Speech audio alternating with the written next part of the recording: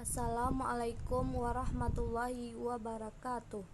Baiklah, kami dari kelompok 12 akan membacakan dan mempresentasikan hasil diskusi kami yang berjudul Membangun Sistem Informasi atau Information System Development, yang terdiri atas 3 bab. Bab pertama, pendahuluan, yang terdiri atas 3 bagian. Pertama, latar belakang. Yang kedua, rumusan masalah. Yang ketiga, tujuan penulisan.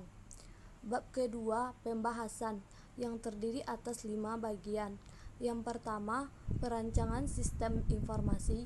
Yang kedua, Traditional System Development Life Cycle atau SLDC.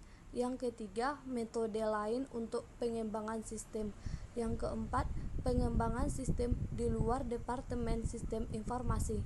Yang kelima, membangun aplikasi internet dan intranet. Bab ketiga, penutup, yang terdiri dari 2 bagian. Yang pertama, kesimpulan. Yang kedua, saran. Nah, bab 2, pendahuluan, akan dirincikan oleh teman saya. Kepada teman saya, persilakan. 1. Pendahuluan. Latar belakang. Sistem informasi baru tumbuh dari proses pemecah masalah organisasional. Sebuah sistem informasi baru diciptakan sebagai solusi untuk beberapa jenis masalah atau sekumpulan masalah yang dihadapi perusahaan. Masalah mungkin adalah seseorang manajer atau karyawan menyadari bahwa perusahaan tidak berjalan sesuai yang diharapkan, atau bisa juga timbul dari kesadaran bahwa perusahaan seharusnya mengambil keuntungan dari kesempatan-kesempatan baru untuk menjadi sukses. Aktivitas yang mengarah pada pembuatan solusi sistem informasi perusahaan untuk mengatasi masalah perusahaan atau memanfaatkan kesempatan disebut pengembangan sistem atau system development. Pengembangan sistem adalah suatu jenis pemecahan masalah terstruktur yang aktivitas yang jelas. Aktivitas ini terdiri atas analisis sistem, perancangan sistem, pemrograman, pengujian, konversi, serta produksi dan pemeliharaan. Rumusan masalah. Rumusan masalah dalam makalah ini antara lain: 1. Pengertian pembangunan sistem. 2. Siklus pengembangan sistem. 3. Tahapan dalam pembangunan sistem. Tujuannya, penulisan makalah ini disusun dengan tujuan untuk 1. Memenuhi tugas mata kuliah pengantar teknologi informasi. 2. Dapat dijadikan referensi untuk mahasiswa selanjutnya apabila mendapat topik yang sama dalam sistem informasi.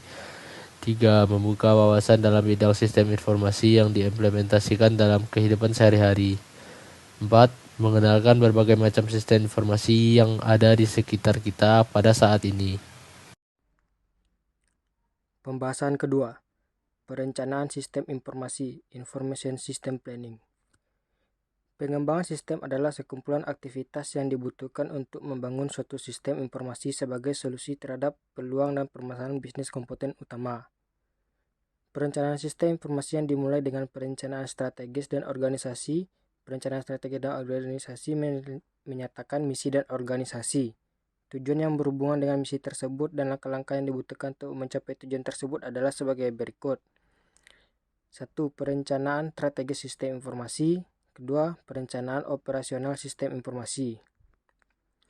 The Traditional System Development Life Cycle. Sistem development adalah metode pengembangan sistem tradisional yang digunakan oleh organisasi-organisasi saat ini. Kerangka kerjaan terdiri dari urutan proses pengembangan sistem informasi seperti sistem investigation, analisis sistem, perancangan sistem, programming, testing, implementation, dan operasi maintenance. Metode lain untuk pengembangan sistem: prototyping, joint application design, rapid application, integrated computer, object-oriented development, dan object-oriented analysis design. Baiklah, saya akan melanjutkan pembahasan kedua, pengembangan sistem di luar Departemen Sistem Informasi. Terdapat 1. End User Development. 2. External Acquisition of Software. 3. Application Service Providers (ABP). 4. Code Sourcing. Membangun aplikasi internet dan intranet. Terdapat 1. Strategi pengembangan internet dan intranet. 2.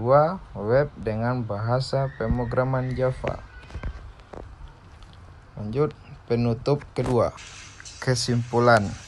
Dalam kesimpulan, terdapat perkembangan teknologi informasi Indonesia sangat dipengaruhi oleh kemampuan sumber daya manusia dalam memahami komponen teknologi informasi, seperti perangkat keras dan perangkat lunak komputer, sistem jaringan baik berupa ataupun sistem telekomunikasi yang akan digunakan untuk mentransfer data.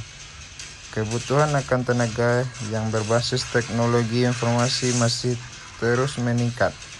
Hal ini bisa terlihat dalam banyaknya jenis perangkat yang memerlukan kemampuan di bidang teknologi informasi di bagian bidang, serta jumlah kemampuan di bidang teknologi informasi masih sedikit jika dibandingkan dengan jumlah penduduk di Indonesia.